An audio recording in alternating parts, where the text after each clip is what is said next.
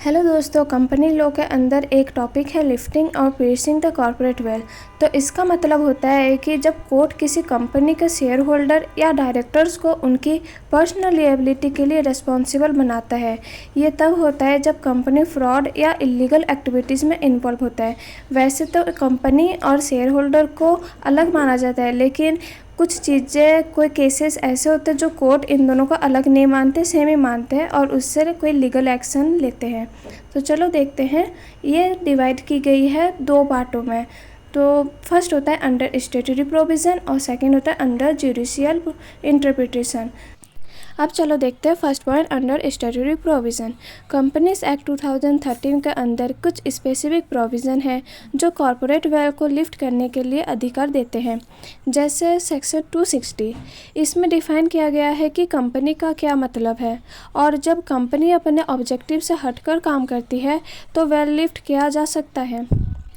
अब चलो देखते हैं सेकंड सेक्शन है जो कि सेक्शन 341 है। अगर कंपनी फ्रॉड कर रही है या शेयर होल्डर्स के बीच में अनफेयर प्रैक्टिसेस हो रही है तो कोर्ट वेल लिफ्ट कर सकता है। अब इनके अंदर कुछ केसेस है तो चलो उनको थोड़ा डिटेल में पढ़ते हैं। मैंने ये जो 3 पॉइंट है ये मैंने पिछले वाले वीडियो में डिटेल में पढ़ाया था।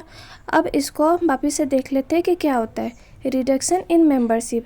रिडक्शन इन मेंबरशिप का मतलब है कि जब कंपनी के मेंबर्स मीन्स शेयर होल्डर की नंबर 7 से कम हो जाती है, जो कि 7 होता है प्राइवेट कंपनी में और पब्लिक कंपनी में होता है 2। तो अगर इससे कम हो जाती है तो कंपनी को अपने ऑपरेशंस को कंटिन्यू करने के लिए कोर्ट से परमिशन लेनी पड़ती है। अगर ऐसा नहीं होता तो कोर्ट कॉर्पोरेट वेल्थ को लिफ्ट कर सकता है। इसका मतलब यह है कि अगर कंपनी की मेंबरशिप कम हो गई है और वो अपने लीगल ऑब्लिगेशन को फुलफिल नहीं कर रही तो कोर्ट शेयर होल्डर्स को उनकी पर्सनल लिएबिलिटी के लिए रिस्पॉन्सिबल बना सकता है। ये इंश्योर करता है कि कंपनी का मिसयूज़ ना हो और मेंबर्स अपने रिस्पॉन्सिबिलिटीज़ को समझें। अब बारी है incorporation on the basis of false और फ्रॉडुलेंट इन्फॉर्मेशन। जब कोई कंपनी अपने इनकॉर्पोरेशन के वक्त झूठी या फ्रॉडुलेंट इन्फॉर्मेशन प्रोवाइड करती है तो कोर्ट इस बेसिस पर कॉर्पोरेट वेल लिफ्ट कर सकती है। इसका मतलब है कि अगर किसी ने कंपनी बनाते वक्त गलत या मिसलीडिंग इन्फॉर्मेशन दी है, जैसे कि शेयर कैपिटल, अगर शेयर कैपिटल के बारे में झूठ बोला गया हो, डायरेक्टर्स की इन्फॉर्मेशन, अगर डायरेक्टर्स के क्वालिफिकेशन या उनके बैकग्राउंड के बारे में गलत इन्फॉर्मेशन दी गई हो, ऐसे केसेस में कोर्ट ये मान सकती है कि कंपनी का स्ट्रक्चर सिर्फ फ्रॉड करने के लिए बनाए गए हैं। तो अब चलो तीसरे पॉइंट में चलते हैं, misleading statement in the prospectus. इसमें होता क्या है, अगर किसी कंपनी ने अपने प्रोस्पेक्टस में मिसलीडिंग स्टेटमेंट्स या फॉल्स इन्फॉर्मेशन दी है तो इस केस में भी कंपनी कॉर्पोरेट वेल्थ को लिफ्ट कर सकती है। प्रोस्पेक्टस एक डॉक्यूमेंट्स होता है जो इन्वेस्टर्स को कंपनी के बारे में इंफॉर्मेशन प्रोवाइड करता है, जैसे कि फाइनेंशियल परफॉर्मेंस हो गया, बिजनेस ऑपरेशंस हो गया।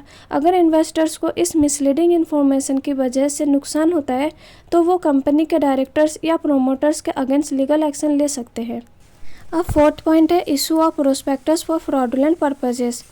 जब कोई कंपनी अपने प्रोस्पेक्टस को फ्रॉडुलेंट पर्पज़ के लिए इशू करती है तो ये एक सीरियस लीगल वियोलेशन होता है।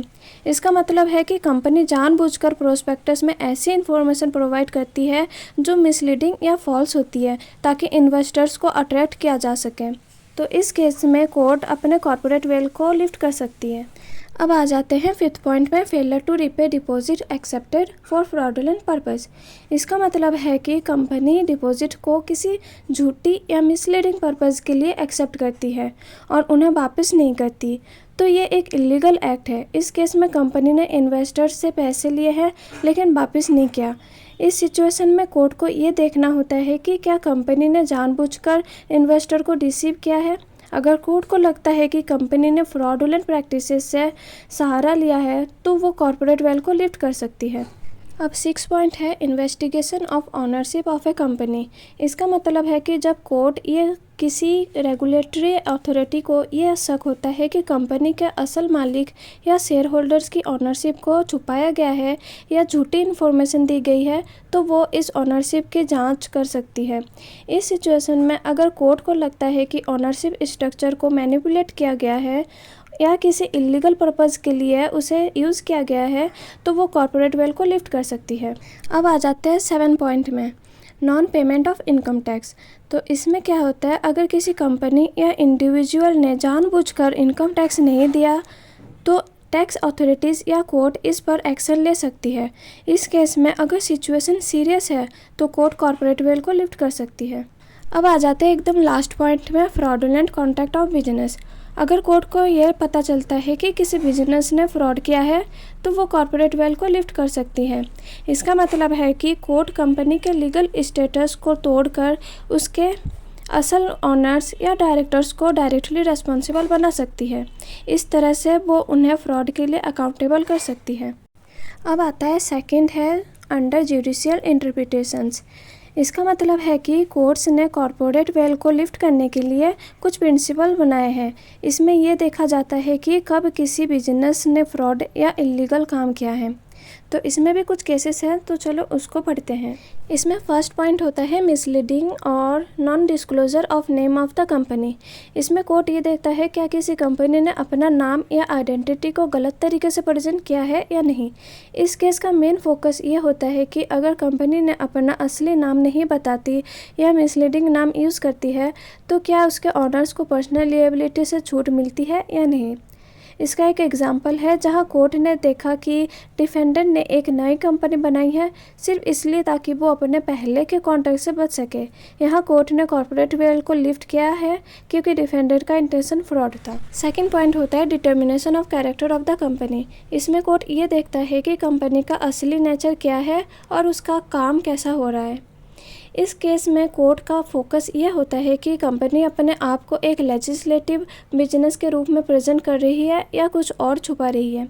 इसका एक एग्जाम्पल है जहां कोर्ट ने ये इस्टेब्लिश किया है कि कंपनी एक सेपरेट लीगल एंटिटी है, लेकिन अगर कंपनी का कैरेक्टर या नेचर क्वेश्चनेबल हो तो कोर्ट उसे अलग तरीके से देख सकता है।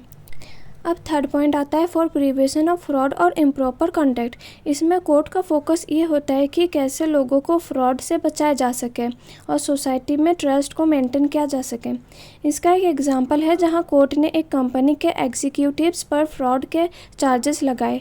इस केस में कोर्ट ने ये इस्टेब्लिश किया कि कंपनी ने जानबूझकर अपने इन्वेस्टर्स को गलत इन्फॉर्मेशन दी थी जो कि इम्प्रॉपर कंडक्ट था। अब फोर्थ पॉइंट होता है फॉर प्रोटेक्शन गवर्नमेंट रेवेन्यू। इस केस में कोर्ट का फोकस ये होता है कि कैसे कंपनी अपने फाइनेंशियल डीलिंग के जरिए गवर्नमेंट का टैक्स रेवेन्यू को अफेक्ट कर रही है।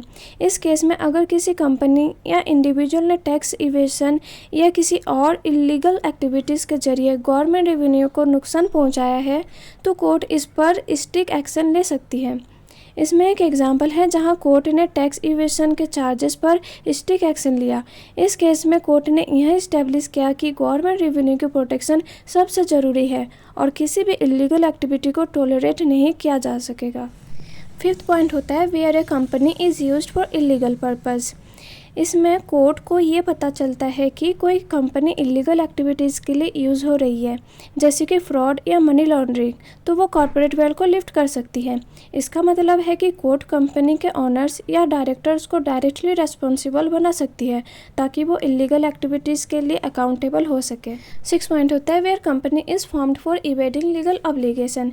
इस केस में अगर कोर्ट को ये समझ आता है कि कोई कंपनी सिर्फ इसलिए बनाई गई है ताकि लीगल ऑब्लिगेशन जैसे कि टैक्सेस या कॉन्ट्रैक्ट से बचने के लिए, तो वो कॉर्पोरेट वेल्थ को लिफ्ट कर सकते हैं। अब लास्ट पॉइंट है where company is acting as agent और trustee of the share holders.